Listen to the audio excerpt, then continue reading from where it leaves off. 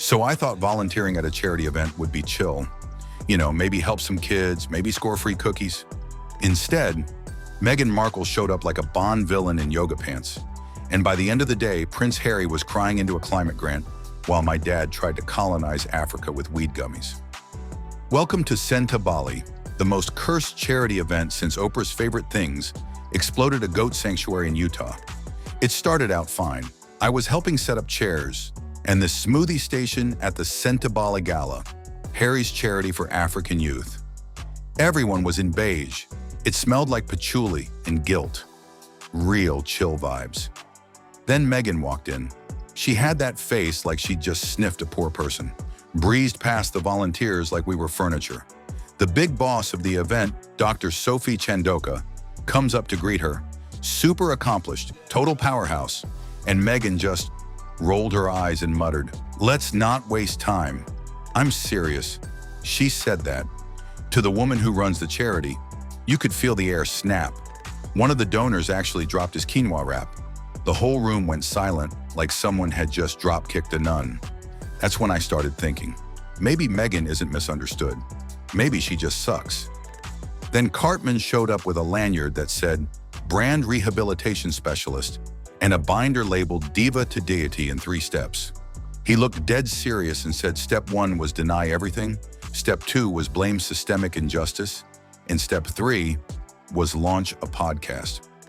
Kyle groaned and dragged out this whiteboard he made titled Misogynoir, a Crash Course, and started explaining how society fails Black women and also how Meghan weaponizes it. Meanwhile, Butters was crying into a donation envelope because he thought he was going to meet a real princess. And then Harry started panicking backstage, pacing, chewing on one of those dumb leather bracelets. Next thing we know, this posh British guy swoops in and says he's Harry's friend and authorized to speak on behalf of his emotional breakdown, which I guess is a thing rich people do now. He told the press Harry was heartbroken and flabbergasted that his charity had been taken hostage by the board. I was like, bro, the only hostage situation here is emotional. You need snacks and therapy. I tried talking to some board members to see if they were going to respond to the Meghan drama. One of them just looked at me and whispered, "We were warned this might happen." Then the entire board quit at once, like all at the same time. Just stood up and resigned and walked directly into a waiting Tesla. I turned to Cartman and asked what the hell he was planning next. He grinned like a psycho and said it was time for step 2, blame racism and monetize the fallout. And then he actually pitched a Netflix docu-series called Mean Girl Markle, The Charity Years. No joke, he showed us the trailer. There was dramatic piano music, black and white clips of Meghan in slow motion, and this voiceover that said, she came to save the world, but couldn't save her brand. Then he cut to Kyle screaming about power dynamics over footage of a burning donation bin. It was insane, but Meghan wasn't done. She threw a last-minute healing summit at a Beverly Hills spa. White curtains, low-frequency harp music, and a jam-making workshop called Preserve the Narrative. I swear, jam. And of course my dad heard about the scandal and immediately declared that Meghan was destroying the philanthropic integrity of Africa, or some crap, and launched a rival charity called Grow for Africa, powered by Tegrity Weed. He made a logo on Canva that had a lion wearing sunglasses and holding a bong. I asked him what he planned to do with the charity, and he said, redistribute weed responsibly, and then handed a Tanzanian diplomat a gift bag with infused beef jerky. So now there's this fake healing summit, an angry prince, a new weed charity, and Cartman pitching docu-series to Netflix. I was just trying to help people, man. Then came the donor dinner. Harry made a surprise appearance. Everyone was tense. The mashed yams looked like sadness. He tried to speak, but just choked up and stared at his plate for like 30 seconds. Then he mumbled something about reputational trauma and started sobbing into his dinner roll. Meghan sat next to him, pretending to text, but clearly just scrolling through her saved Instagram quotes. At that point, I looked into the camera and said, smash that like button before Cartman renames the charity Sentebale and turns it into a perfume line. Because that was literally on his whiteboard. He even had sample scents. The next morning, all hell broke loose. Dr. Chandoka filed a formal complaint accusing Meghan of bullying and Harry of interfering in the investigation. And she used a new word I had to look up, misogynoir, which apparently means misogyny specifically directed at black women.